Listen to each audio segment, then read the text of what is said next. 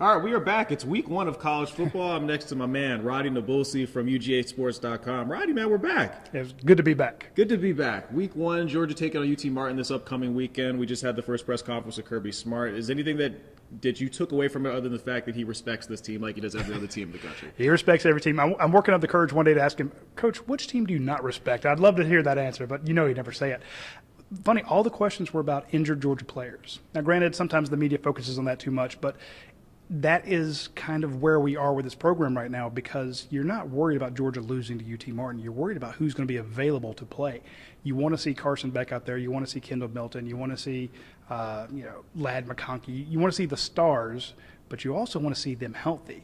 And with Dejon Edwards, one of your leading rushers having an MCL issue, having Kendall Milton having a hamstring issue, the fact that they sat Lad McConkey for a back issue, that's where all the focus was. It's, are you back? Are you ready? Are we going to see the marquee names out there? And, of course, there were a couple questions about Carson Beck because you have a new guy under center, and that's really the biggest change on offense. Yeah, and I think that's what everybody was really wondering about. The quarterback position for this Georgia team is really the biggest difference. Carson Beck, what can you kind of expect from him this upcoming weekend? And Kirby Smart talked about how he feels like he's a guy that fits in the position well because he's been in the system for a long time. Well, you got to think, if you're Carson Beck, you suffered. You were here 2 years ago. You were in a quarterback battle with Stetson Bennett. He wins it. You have to sit another 2 years. He's been here, I think, since 1987. It's been here a long time. He's been longer than I. He's been here longer than I have. Yeah, but he's finally the guy, and he is ready for this.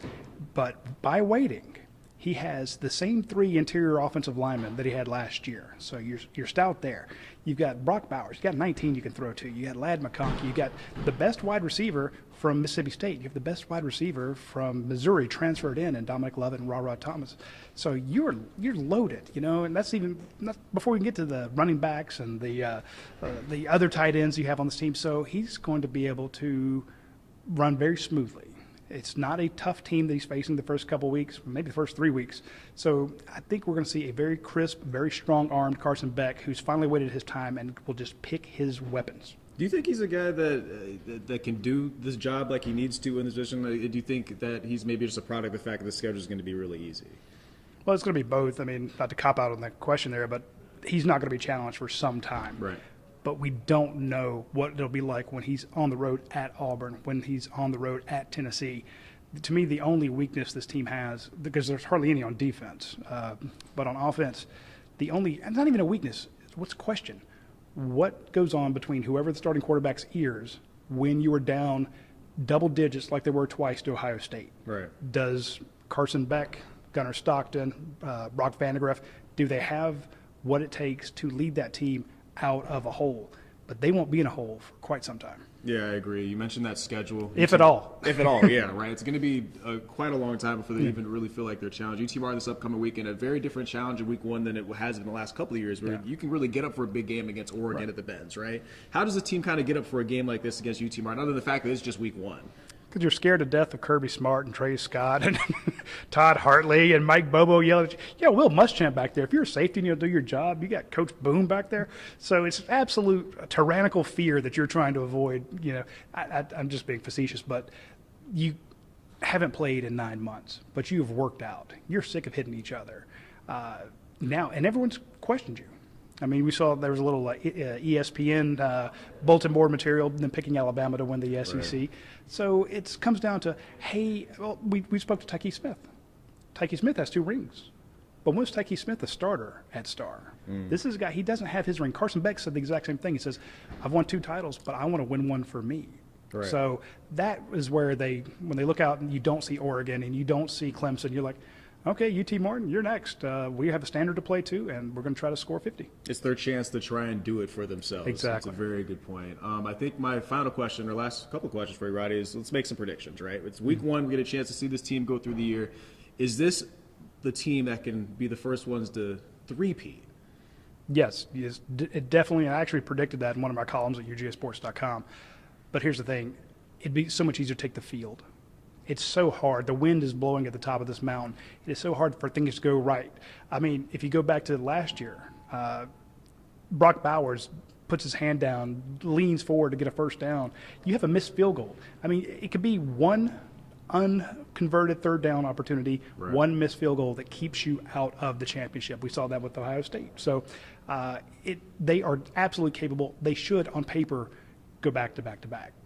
But paper is not how this game's decided. Right. It's very small margins, man. It's Yeah. a game of inches. I want to ask you about Carson Beck. Is he going to be the guy that this year proves that he can get himself in a position to win that national title? And could you see him grow into a position where he could be a Heisman Trophy contender as well? Absolutely should be. He's going to have a ton of yards, depending on when they pull him. Because if you're facing some of these teams and you're up 4 or 5 scores and you only have 2 other scholarship quarterbacks, you need to take him out. Plus, Right. the other guys want their reps. So we know the Heisman folks love crazy numbers and like big stats. But he's going to be going into the Heisman week probably undefeated. So he could definitely do it. And he does have the arm. He has the smarts. He has the ability. He has the leadership. He should be there at the end. Kind of on the when people are thinking who goes to New York, he should be in that conversation. Last question I want to ask you about the defense. Where do you think this group kind of lines up when you compare it to last season and the season before? So much better than last year. Yeah. There's no question that. As compared to that generational defense from 2 years ago, that's a tough pull. I mean, 5 first-rounders on that D? Yeah, that's unbelievable, that's man. nuts. But I mentioned earlier, there's not really a weakness on this defense. You don't have Jalen Carter. That's an issue. But you have 4 senior defensive linemen who, this is their money year. So Nazir Stackhouse, Warren Brinson, Tramel Walther, those guys are going to come out and do a lot. So you look at your cornerbacks, fantastic cornerbacks. Javon Bullard, 2-time defensive player of the game in the playoffs, moves back to safety. Tyke Smith takes over at star. I mean, and 2 inside linebackers who are all SEC. So it's